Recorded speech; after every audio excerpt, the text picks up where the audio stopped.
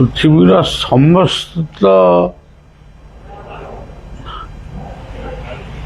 ଗୁରୁମାନଙ୍କର କଥା ତାକୁ ଯଦି ଟିକେ ପଢ଼ିବେ ବା ତାକୁ ଆଲୋଚନା କରିବେ, ସମସ୍ତଙ୍କ କଥା ହେଉଛି ଗୋଟିଏ। ଯେମିତି ଆମେ ମୁଁ ଖାଇବି ଇଏ ଅର୍ଥଟି ଯାହା, ଖାଲି ଯଦି କହିବ ଖାଇବି ସେ ଅର୍ଥଟି ମଧ୍ୟ ସେଇଆ। ତେଣୁ ମୁଙ୍କାର ହେଉଛି ଗୋଟେ ଛୋଟିଆ ଭୁଲ, ଯେଉଁଠି ମୁଁ ମୋର ଏଇଭଳିଆ ଶବ୍ଦ ସବୁ ବ୍ୟବହାର କରାଯାଏ, ସେଠି ସବୁ କଥା ସଫଳ ହୁଏ ନାହିଁ।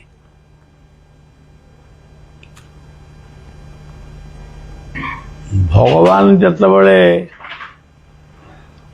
ନିରାକାର ରୂପରେ ଥିଲେ, ସେତେବେଳେ ସେ କାହାକୁ ମୁଁ ମୋର ଏସବୁ କଥା ସେ କହିନାହାନ୍ତି।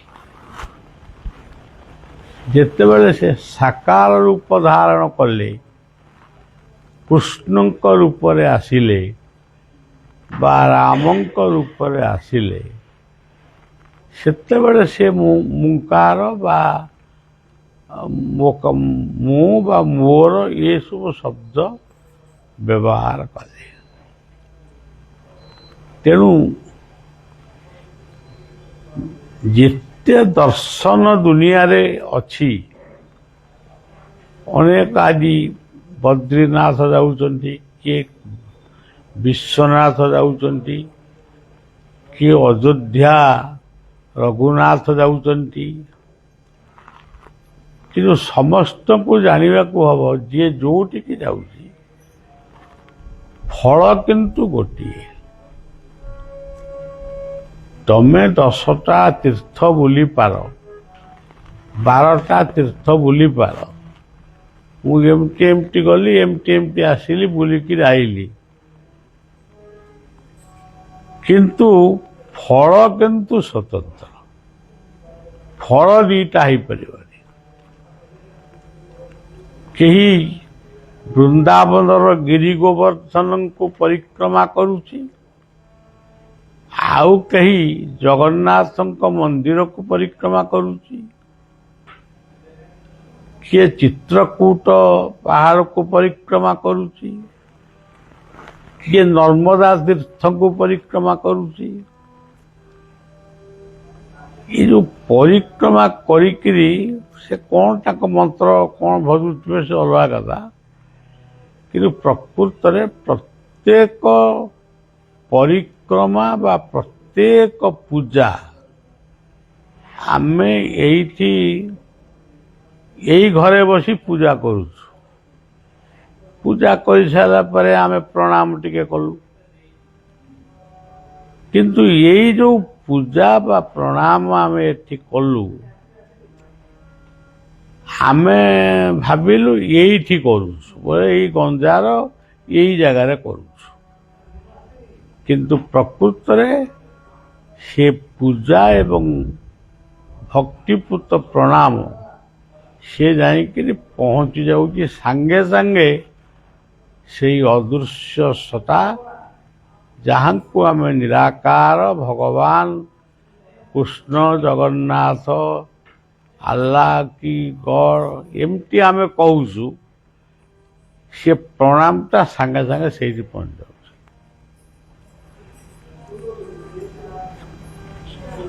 ତେଣୁ ସେ କହିଛନ୍ତି ଆକାଶାତ୍ ପତିତଂ ତ୍ୱୟଂ ଯଥା ଗଚ୍ଛତି ସାଗରେ ସର୍ବଦେବ ହେ ସବ।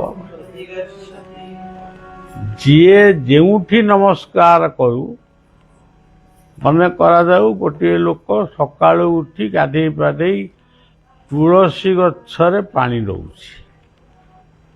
ଯେତେବେଳେ ତୁଳସୀ ମୂଳରେ ସେ ପାଣି ଦଉଛି, ସେ ତାର ମନ ଭିତରେ କୋଉ ଠାକୁରଙ୍କୁ ଡାକୁଥିବ। ସେ ତୁଳସୀ ମୂଳରେ ଯୋଉ ପାଣି, ସିଏ ଯୋଉଠି ପହଞ୍ଚୁଛି, ଆମେ ଗାଧେଇଲା ବେଳେ ସୂର୍ଯ୍ୟଙ୍କୁ ଯୋଉ ତର୍ପଣ କରୁଛୁ, ଆଜିକାଲି କିଏ କରୁନାହାନ୍ତି ବୋଧେ, ତୁ ତର୍ପଣ ଟିକେ କରି ସୂର୍ଯ୍ୟଙ୍କୁ ନମସ୍କାର କରୁଛୁ, ସିଏ ମଧ୍ୟ ସେଇ ସ୍ଥାନରେ ଯାଇ ପହଞ୍ଚୁଛି। ଆମେ ଗୁରୁଙ୍କୁ ଜୀବନରେ ଦେଖିଲୁ, ଗୁରୁ ଦର୍ଶନ ପାଇଲୁ। ଗୁରୁଙ୍କ ଦର୍ଶନ ଆମେ ପାଇଲୁ, ଆମେ ଯେତିକି ଆନନ୍ଦ ହେଲୁ, ସବୁଠାରୁ ବଡ଼ କଥା ହଉଛି ତମେ ଗୁରୁଙ୍କୁ ଦର୍ଶନ କରିଛ, ତା ଅର୍ଥ ହଉଛି ତୁମେ ଭଗବାନଙ୍କୁ ଦର୍ଶନ କରିଛ। ଜଣେ ବ୍ୟକ୍ତି, କଟକ କାଳିଆ ବଜାର ଗୋଟେ କଥା ମୁଁ କହୁଛି, ଜଣେ ବ୍ୟକ୍ତି ସେ କାଳିଆବଦା, କଟକ କାଳିଆବଦାର ବାୟା ପାଗଳଙ୍କ ମୂର୍ତ୍ତିକୁ ସେ ପୂଜା କରେ। ସେ ତାଙ୍କର ଗୁରୁ, ଆଉ ବାୟାଙ୍କୁ ସେ ପୂଜା କରେ। ବାୟା କହିଲେ ନାମାଚାର୍ଯ୍ୟ ବାୟା ନୁହନ୍ତି, ସେ ହେଉଛନ୍ତି କାଳିଆବଦା ବାୟା। ସିଏ ଚାକିରି କରିଥିଲେ, ଗୋଟେ କଣ ଚାକିରି କରିଥିଲେ, ୱାର ସରକାର ନା କଣ। ସିଏ ନଈ କୂଳେ କୂଳେ ଆସୁଛନ୍ତି, ଭାବୁଛନ୍ତି ମୁଁ କିଛି ଦିନ ହେଲାଣି, ମାନେ କେତେ ଗୁଡ଼ାକ ଦିନ ହେଇଗଲାଣି, ମୁଁ ଗୁରୁଙ୍କୁ ଦର୍ଶନ କରିପାରିନି, କି ଗୁରୁ କ୍ଷେତ୍ରକୁ ବି ମୁଁ ଯାଇନି। ଏଇଟା ଗୋଟେ ମୋର ବଡ଼ ଭୁଲ ହେଇଛି। ଆଜି ଯିବି, ସ୍ନାନ ଶୌଚାଦି କାର୍ଯ୍ୟ ଶେଷ କରି ଆଗ ଯିବି ଗୁରୁକ୍ଷେତ୍ରକୁ। ଗୁରୁକ୍ଷେତ୍ରରେ ମୁଁ ଗୁରୁଙ୍କୁ ଦର୍ଶନ କରି ତାପରେ ମୁଁ ଆଉ ଯାହା କାମ କରିବି। ସେ ବ୍ୟକ୍ତି କହୁଥିଲେ, ମୁଁ ଶୁଣିଛି, ସେ ବ୍ୟକ୍ତିଙ୍କର ନାଁ ହଉଛି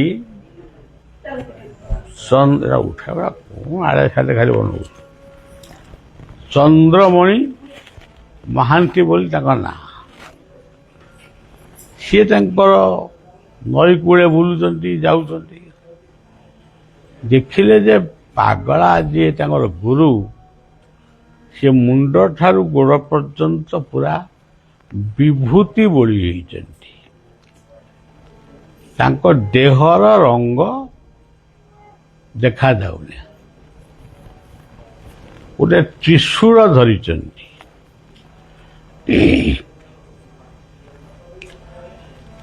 ତ୍ରିଶୂଳ ଧରିବା ପରେ ସେ ତାଙ୍କୁ ଯେମିତି ଜଣାଯାଉଛି ଗୋଟେ ବାଘ ପିଠି ଉପରେ ବସିଛନ୍ତି। ବାଘଟିଏ ଆସୁଛି, ସେ ବାଘ ପିଠି ଉପରେ ବସିଛନ୍ତି। ସେ ଦେଖିକିରି ଆଶ୍ଚର୍ଯ୍ୟ ହେଲେ, ଗୁରୁଦେବଙ୍କ ପାଖକୁ ବାଘ କେତେବେଳେ ଆଇଲା? ସେ ବାଘ ଉପରେ ବସିକିରି ବୁଲିବା, ଇଏ କଥା ସେ ଶିଖିଲେ କୋଉଠୁ? ଆଉ ତ୍ରିଶୂଳ ଧରିଛନ୍ତି, ବିଭୂତି ବୋଳି ହେଇଛନ୍ତି। ବିଭୂତି କହିଲେ ଯଜ୍ଞ ବିଭୂତି। ଇଏ ସବୁର କାରଣ କଣ? ଏମିତି ଭାବୁ ଭାବୁ ଉଭୟଙ୍କର ଗୋଟିଏ ଜାଗାରେ ସେ ପହଞ୍ଚିଗଲେ, ଗୁରୁ ବି ପହଞ୍ଚିଗଲେ ଯୋଉଠି, ଶିଷ୍ୟ ବି ପହଞ୍ଚିଗଲେ ସେଇଠି। ଏ ଗୁରୁଙ୍କୁ ଦେଖିକି ସାଷ୍ଟାଙ୍ଗ ଦଣ୍ଡବତ କଲା ନଈବାଲିରେ ଏବଂ ମନେ ମନେ କହିଲା, ମୁଁ ଅନେକ ଦିନ ହେଲା ଆପଣଙ୍କ ଦର୍ଶନକୁ ଯାଇନଥିଲି, ଆପଣଙ୍କର କୃପା ହେବାରୁ ମୁଁ ଆଜି ଆପଣଙ୍କ ଦର୍ଶନ ପାଇଲି। ଏଇ କଥା ଯେତେବେଳେ ସେ ପାଗଳାଙ୍କୁ କହିଲେ, କହିକିରି ଦଣ୍ଡବତରୁ ଉଠିଲା ବେଳକୁ ଆଉ ପାଗଳା ନାହାନ୍ତି।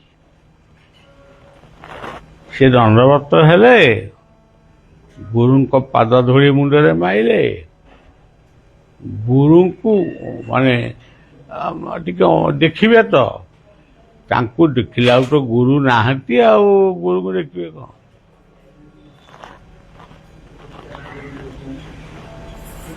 ତେଣୁ ଏଇଥିରୁ ବୁଝିବେ ଗୁରୁ ଦର୍ଶନଟା କେତେ ମହାନ।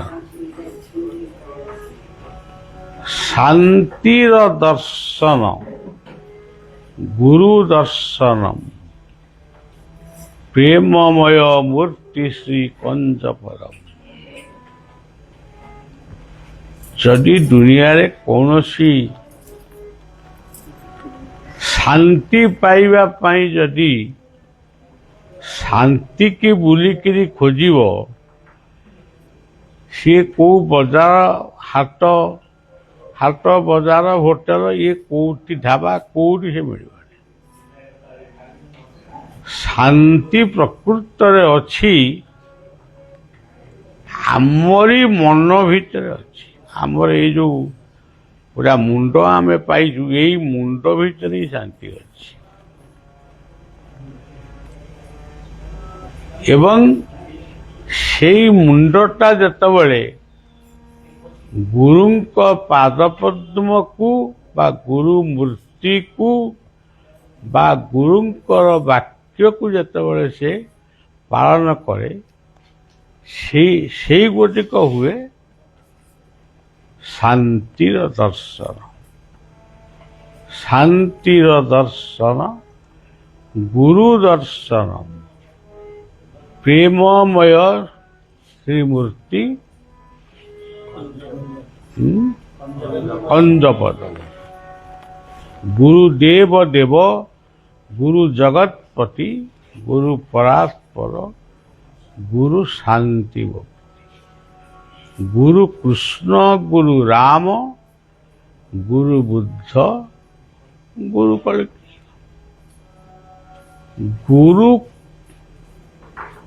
ଗୁରୁ କୃଷ୍ଣ ଶ୍ରୀମଦ ଭଗବତ ଗୀତାରେ ଆପଣ ଦେଖିବେ, ସେଠି ଗୁରୁ କିଏ? କେହି କହନ୍ତି ବା ଆମେ ଶୁଣିଛୁ ମଧ୍ୟ, ଗୁରୁ ହଉଛନ୍ତି ବ୍ୟାସ। ବ୍ୟାସ ଗୀତାକୁ ଲେଖିଛନ୍ତି। କୋଉଠି ଲେଖିଛନ୍ତି? ସରସ୍ୱତୀ ନଦୀ ତଟରେ। ତାମାନେ ଯୁଦ୍ଧ ଯୋଉଠି ହଉଛି, ସେଇଠୁ 20 କିଲୋମିଟର ଖଣ୍ଡ ଦୂରରେ ଗୋଟେ ସରସ୍ୱତୀ ନଦୀ ଏବେ ବି ଅଛି।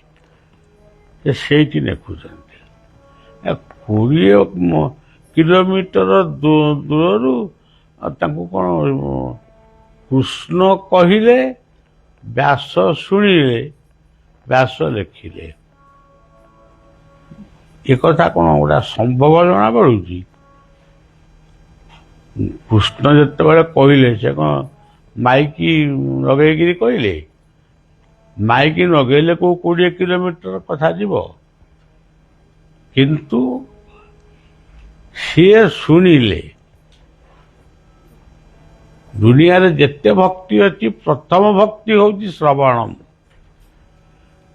ଆପଣମାନେ ଏଠି ବସିଛନ୍ତି, ଯେଉଁ ଆଗ୍ରହ ସହିତ ଏଠି ବସିଛନ୍ତି, ସେଇଟା ହଉଛି ଜୀବନର ପ୍ରଥମ ଭକ୍ତି। ଆପଣ ପୁଅ ଝିଅ ଆପଣମାନଙ୍କ ଜନ୍ମ ହେଲେ, ଯେତେବେଳେ ପୁଅ ଝିଅ ଜନ୍ମ ହେଉଛନ୍ତି ସେ ପ୍ରଥମେ କ'ଣ ସବୁ ଇଂରାଜୀ ଓଡ଼ିଆ ଅଙ୍କ ଭୂଗୋଳ ଇତିହାସ ସବୁ ଆମକୁ କହୁଛନ୍ତି ନା ଲେଖୁଛନ୍ତି? ସେ କ'ଣ ଲେଖୁଛନ୍ତି, କ'ଣ କହୁଛନ୍ତି? ମା ତାଙ୍କୁ ଯାହା ଶିଖଉଛି, ବାପା ତାଙ୍କୁ ଯାହା ଶିଖେଇଛି, ଏଇ ବାବୁକୁ ତୁ ଦାଦା ଡାକିବୁ, ଏଇ ବାବୁକୁ ତୁ ମାମୁଁ ଡାକିବୁ, ଏଇ ବାବୁକୁ ତୁ ବାପା ଡାକିବୁ, ଏ କଥାଟି ଶିଖେଇଥିଲା କି? ଏହାକୁ କେହି ଶିଖେଇ ନଥିଲେ। ଶିଖେଇଥିଲେ କେବଳ ମା ଆଉ ବାପା। ପ୍ରଥମେ ଆମେ ଠାକୁରଙ୍କୁ ପ୍ରଣାମ କରି ଶିଖିଥିଲୁ। କିଏ ଆମକୁ ଶିଖେଇଦେଲା? ଏଠି ଚଉରା ମୂଳ, ଏଇଟା ବୃନ୍ଦାବତୀଙ୍କର ପୀଠ, ଏଇଟା ମାନେ ଏମିତି ଗୋଟେ ସ୍ଥାନ, ଏ ରାଧାକୃଷ୍ଣଙ୍କ ମନ୍ଦିର କି କ'ଣ ଜଗନ୍ନାଥଙ୍କ ମନ୍ଦିର, ଏଇଠି ତୁ ଜେଜେ ହ, ଏଇଠି ତୁ ଦଣ୍ଡବତ କର। ସେତେବେଳେ ସେ ବୁଝିନଥିଲା ଇଏ କିଏ ମୁଁ କିଏ। ସେଇ ମଣିଷ ଯେତେବେଳେ ବଡ଼ ହେଇଗଲା ତାର ଟିକେ ବୁଦ୍ଧିଟା ଯେମିତି ଟିକେ ଅଧିକ ହେଲା, ତାର ଫେଚକାମିଟା ଟିକେ ଅଧିକ ବଢ଼ିଗଲା। ଫେଚକାମି କ'ଣ ଆପଣମାନେ ନିଜେ ଅନୁଭବ କରିବେ। ଫେଚକାମିଟା କ'ଣ?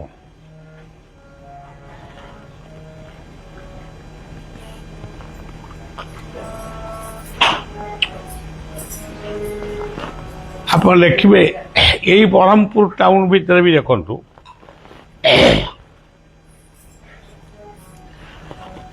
ମୁଁ ଯେତେବେଳେ ଆସିଥିଲି, ମୁଁ ତ ଅନେକ 2-4 ଥର ନା କେତେ ଥର ଆମର ଗୀତା ଭବନକୁ ତ ଆସେ। ଗୀତା ଭବନରେ ମୁଁ ଯେତେବେଳେ କହେ, ମୁଁ ଲକ୍ଷ୍ୟ କରିଛି ଅନ୍ୟମାନେ ବି କହନ୍ତି ଯେ ବାବା ଆସିଲେ ଟିକେ ଅଧିକ ଲୋକ ହେଉଛନ୍ତି।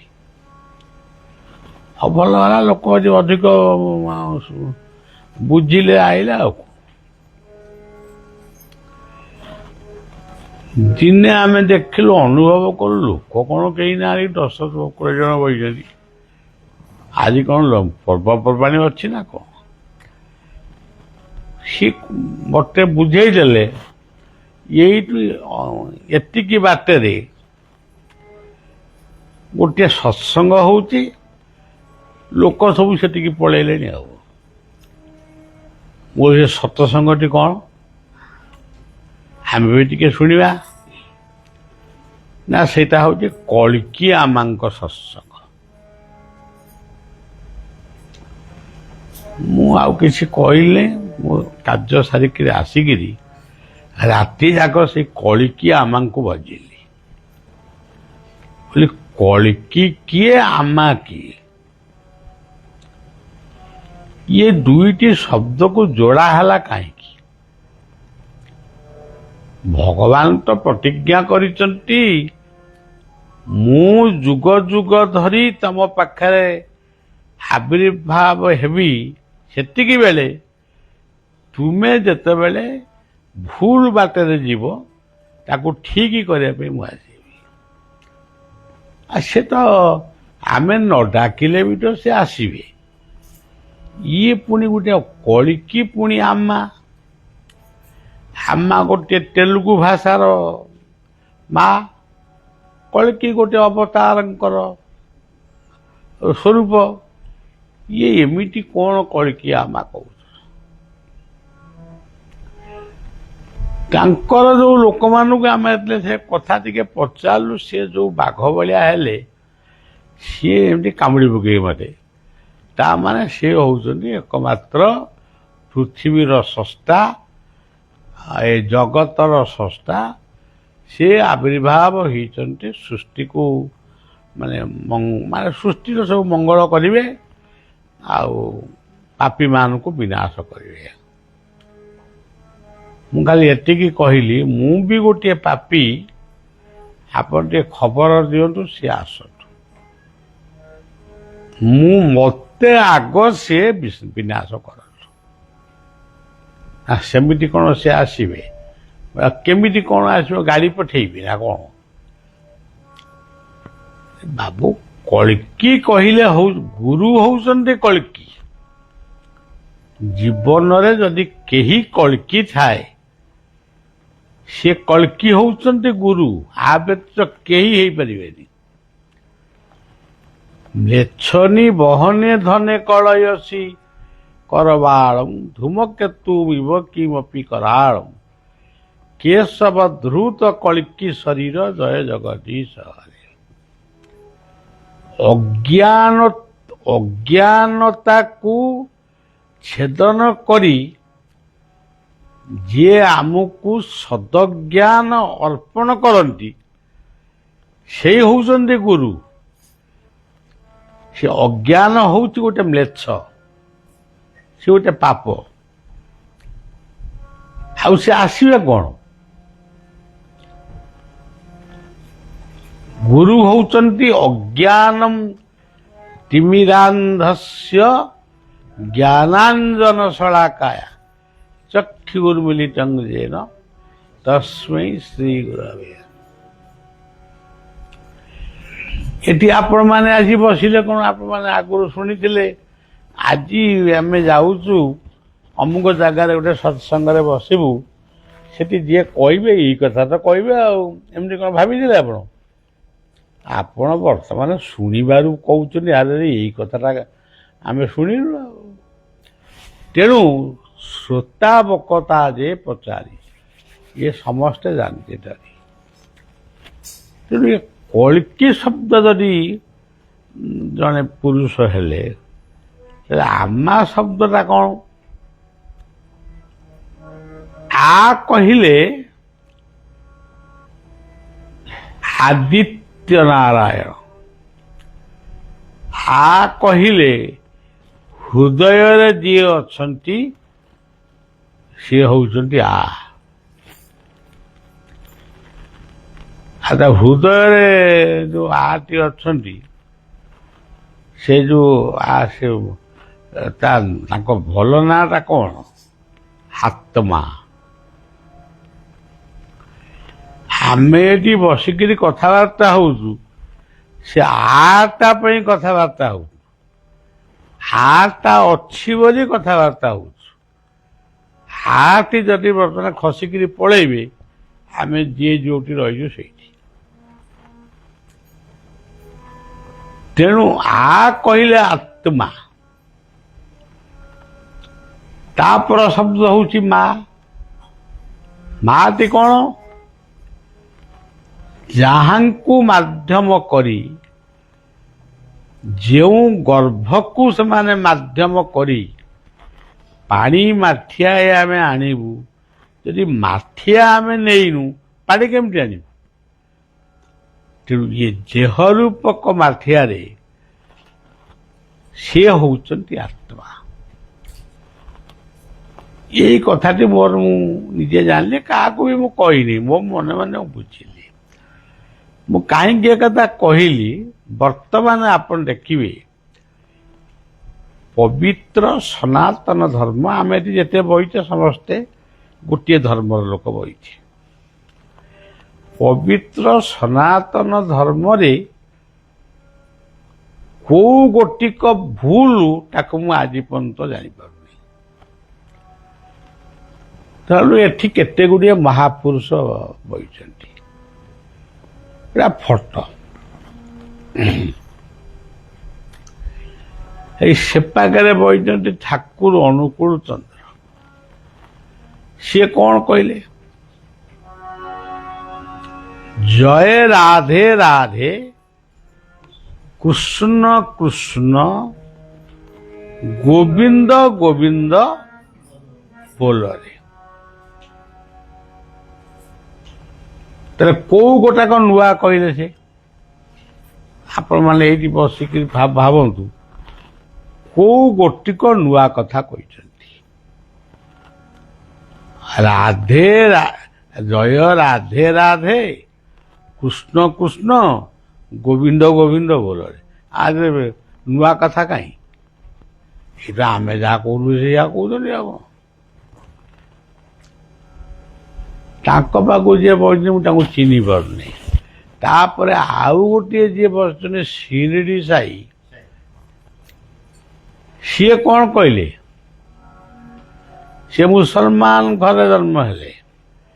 ମୁସଲମାନଙ୍କ ଘରେ ବି ଜନ୍ମ ହେଇନାହାନ୍ତି, ଗୋଟେ ପୋଖରୀ କୂଳରେ ଜନ୍ମ ହେଲେ। ସେ ଯାହା ହଉ, ସିଏ କ'ଣ କହିଲେ? ସବକା ମାଲିକ ଏକ। ତାହେଲେ କେଡ଼େ ବଡ଼ କଥାଟା କହିଲେ?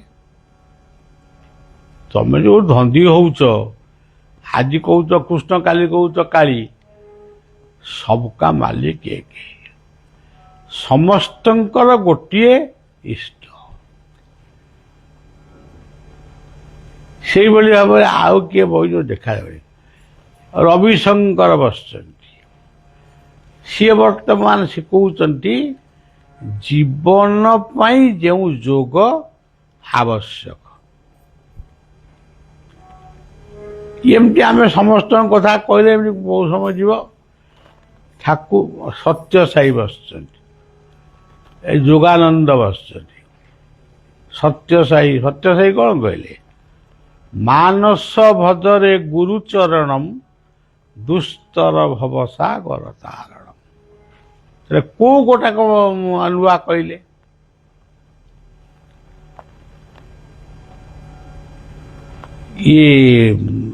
ଏମିତି ସବୁ ବହିଛନ୍ତି ତ ଆଉ। ଏଠି ଠାକୁର ଅଭିରାମ ବହି, ସିଏ କ'ଣ କହିଲେ? ଭଜ ସତ୍ୟ ନାରାୟଣ ଅଭିରାମ। ଆଡ଼େ ସାଡ଼େ ମନ ଦିଅ ନା। ସେଇ ଯିଏ ସତ୍ୟ ସେଇ ହଉଛନ୍ତି ନାରାୟଣ, ତାଙ୍କୁ ହିଁ ସ୍ମରଣ କର। ଏଇଭଳି ଭାବରେ ଯୋଉମାନଙ୍କୁ ଆପଣମାନେ ଦେଖୁଛନ୍ତି, ଆପଣ ଯୀଶୁଖ୍ରୀଷ୍ଟଙ୍କର ବାଇବେଲ ଆଣନ୍ତୁ, ମୁସଲମାନ ମାନଙ୍କର କୁରଆନ ଆଣନ୍ତୁ, ଗୀତା ଆଣନ୍ତୁ। ମୁଁ ଧର ଗୀତା କହିବି, ନାଇଁ ତ ମତେ ଯଦି ମୁସଲମାନ ମାନେ କହିବେ ଆପଣ କୋରାନ କୁହନ୍ତୁ, ମୁଁ କୋରାନ କହିବି। ମତେ ଯେତିକି ଆସେ ସେତିକି କହିବି। ଆଉ ମତେ ଯେତିକି ଆସେ ତାରି ଭିତରେ ତ କହିବି, ସବୁ ଜାଗା ସରିଯିବ। ଆଉ ଅଧିକ ଗପିବା କ'ଣ ଦରକାର? ଯୋଉ ମହାପୁରୁଷ ମାନେ ଆଜି ପୃଥିବୀକୁ ଘେରିକିରି ରହିଛନ୍ତି, ଆଜି ଦେଖନ୍ତୁ ଧର୍ମକୁ ଧର୍ମ କାଳେ ଏମାନେ ପାଳନ କରିବାକୁ ଆଇଥିଲେ। କିଏ ଦାଢ଼ି ରଖିଛି, କିଏ ଜଟା ରଖିଛି, କିଏ କ'ଣ ଏମାଳା ଇଏ କରିଛି, ଆଉ ସବୁ କିଏ ଲୁଙ୍ଗି ପିନ୍ଧୁଛି, କିଏ ଲୁଗା ପିନ୍ଧୁଛି, କିଏ ଗୋଟେ ମୁଣ୍ଡରେ ଟୋପି ଦେଉଛି। ଏମିତି ଆମ ବିଭିନ୍ନ ପ୍ରକାର ଆପଣ ଦେଖିବେ। ସେଇ ଯୋଉ କଥାଟି ସେ ସବୁ ରୂପ ଦେଖାଉଛନ୍ତି, ସେଇ ରୂପ ଭିତରେ କ'ଣ ଠାକୁର ଅଛନ୍ତି? ସେଇ କ'ଣ ହଉଛନ୍ତି ଭଗବାନଙ୍କର ନିର୍ଦ୍ଦେଶରେ ସେ ରୂପ ହେଇକି? ଇଏ ସବୁ କିଛି ନୁହେଁ। ଯିଏ ଯାହା କହିଛି ସେ କଥାର ତତ୍ତ୍ୱ ହଉଛି ଗୋଟିଏ। ଧରନ୍ତୁ ମୁଁ ଯଦି ସେ କଥା କହିବି, ମୁସଲମାନ ମାନେ ମତେ ମାରିଦେବେ। ଯଦି କହିବି ଯେ କାଫେର କାହାକୁ କହନ୍ତି, ନା ଆମ କୋରାନରେ ଲେଖା ହେଇଛି। କୋଉଠି ଲେଖା ହେଇଛି? କୋରାନରେ ଲେଖା ହେଇଛି କାଫେର କ'ଣ ହିନ୍ଦୁ? ଯୀଶୁଖ୍ରୀଷ୍ଟଙ୍କ ପରେ ମହମ୍ମଦ ଆସିଲେ। ଆଗେ ଯୀଶୁଖ୍ରୀଷ୍ଟଙ୍କ ଧର୍ମଟା ପ୍ରଚାର ହେଇଥିଲା ନା ଆଗ ମୁସଲମାନ ଧର୍ମଟା ପ୍ରଚାର ହେଇଥିଲା? ତାହେଲେ ଯୀଶୁଖ୍ରୀଷ୍ଟ ଯୋଉ ଧର୍ମ ପ୍ରଚାର କରିଥିଲେ, ସେ କ'ଣ ଅଡୁଆ କଲେ ଯେ ତମେ ଆଉ ଗୋଟେ ଧର୍ମ ସୃଷ୍ଟି କଲ? ଯଦି ସେ ସୃଷ୍ଟି କଲ ଭଲ ହେଲା, କିନ୍ତୁ କାଫେର କିଏ? ଆମେ ଯାହାକୁ କହୁଛୁ ଅସୁର, ତେଣୁ ଅସୁର କୋଉଠି ଅଛନ୍ତି? ତାମାନେ ତାଙ୍କ କହିବା ଉଦ୍ଦେଶ୍ୟଟି କ'ଣ ମୁଁ ବି ଜାଣିନି। ମୁଁ ଯେତିକି ଭାବୁଛି, ଯେଉଁମାନେ ନାସ୍ତିକ,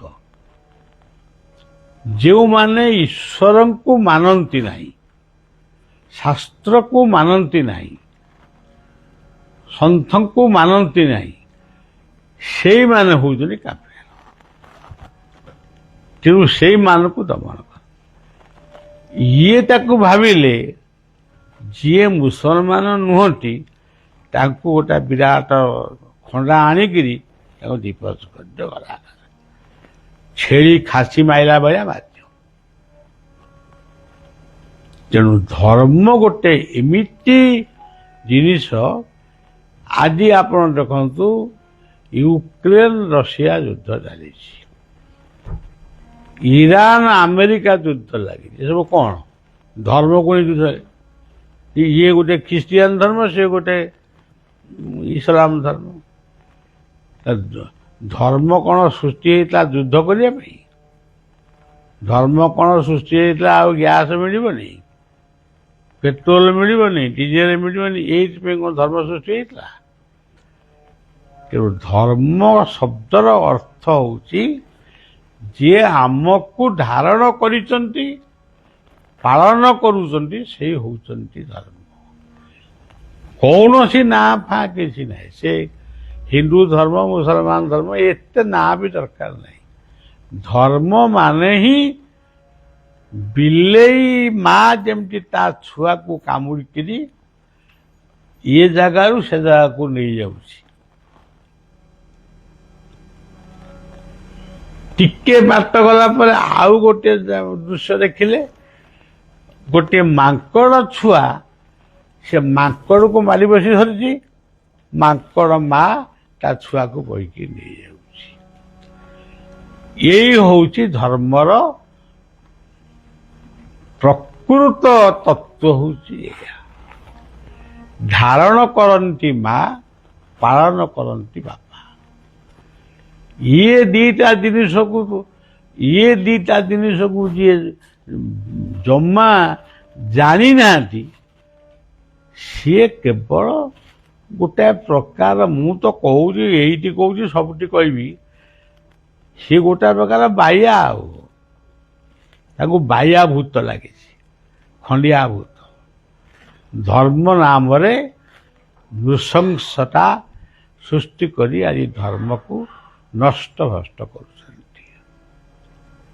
ଆଜି ଛୁଆ ଗୁଡ଼ାକ କ'ଣ ନା, ଆମେ ଅମୁକ ସରକାର, ଆମେ ଅମୁକ, ଆମେ ଏତେ ସବୁ ତୁମେ ଏତେ ଉପରକୁ ଚାଲିଗଲଣି, ଆମେ ତ କାହିଁ କ'ଣ ଚିଠି ଦେଉଛୁ ତାକୁ ଉତ୍ତର ଦେଉନା।